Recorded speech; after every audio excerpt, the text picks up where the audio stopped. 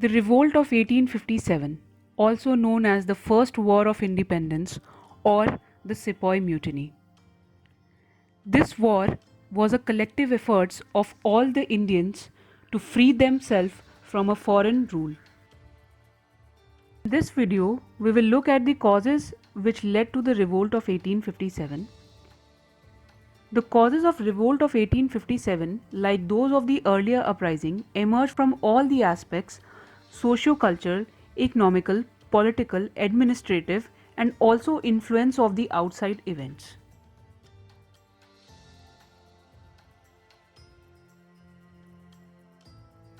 The economic causes for this revolt was the colonial policies which led to the traditional economic fabric of the Indian society. Highly unpopular revenue settlements like Zamindari, Mahalwari, and Ryotwari, which were only meant for maximizing the revenue of the British Empire and also benefited only a section of already wealthy zamindars and landlords.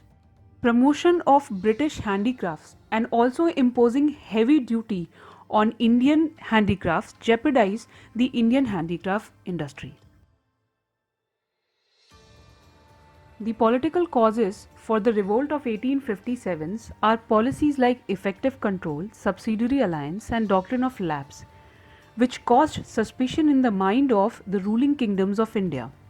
Also, due to all these policies, the collapse of rulers adversely affected those sections of the Indian society that derived the sustenance from cultural and religious pursuits.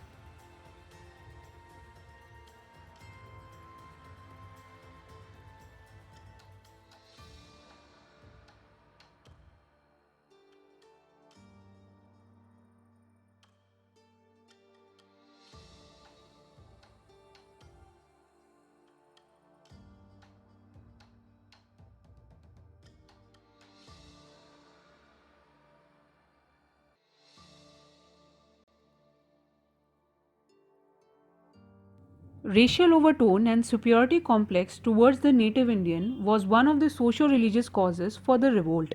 Also, the activities of the Christian missionaries were looked upon with suspicion by the Indians because these missionaries wanted to convert everyone to Christianity. Socio-religious reforms like abolition of sati, support of widow remarriage, and women's educations, even though they are a good step, but were seen as the interference in the social and religious domains of the Indians. Influence of outside events like British suffered serious losses in the first Afghan war, Punjab wars, and Crimean wars. This also added to the cause of the revolt, and these had obvious psychological repercussions in the Indian masses.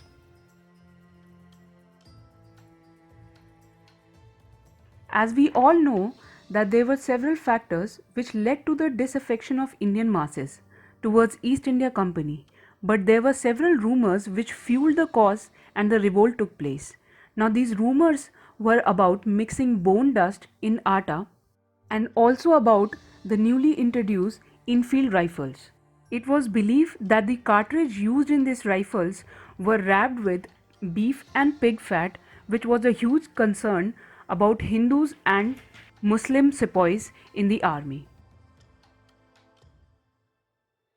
The revolt began at Meerut, which was 58 kilometers from Delhi, and on May 1857.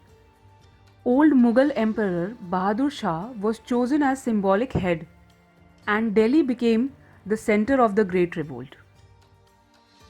Including Delhi, there were several important centers of the revolt which we will see one by one. At Delhi, as we all know, Bahadur Shah II was the emperor and the British official he fought was John Nicholson. Lucknow was led by Begum Hazrat Mahal and she faced Henry Lawrence. At Kanpur, Nana Sahib fought against Sir Colin Campbell. At Jhansi, British saw a brave opponent, Rani Lakshmi Bai, and Gwalior was handled by Tantya Tope. Both these places and the ruler fought the same enemy, General Hugh Ross.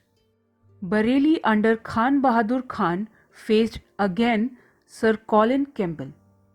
Places Allahabad and Banaras under Maulvi Liaquat Ali faced Colonel Onsal. And lastly, Bihar under the leadership of Kunwar Singh faced William Taylor.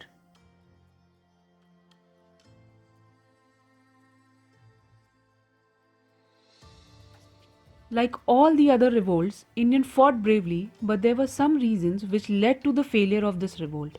All India participation was missing. The eastern, southern, and the western parts of India remained more or less unaffected. All the classes also did not join. Some of the classes even worked against the Indian side. They included big zamindar. Even the educated Indians viewed this revolt as backward looking. Most of the northern rulers did not participate. These rulers were Scindia of Gwalior, Holkars of Indore, ruler of Patiala, Sindh, other Sikh chieftains, and the Maharaja of Kashmir. India was poorly equipped and also uncoordinated. The principal rebel leaders were of no match to their British opponent in generalship. Lack of unity on the Indian side also worked against them.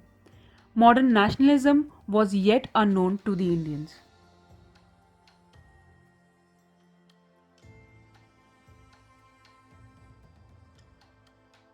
Indians were crushed at all the centers and the rebel leaders were killed on the battlefield.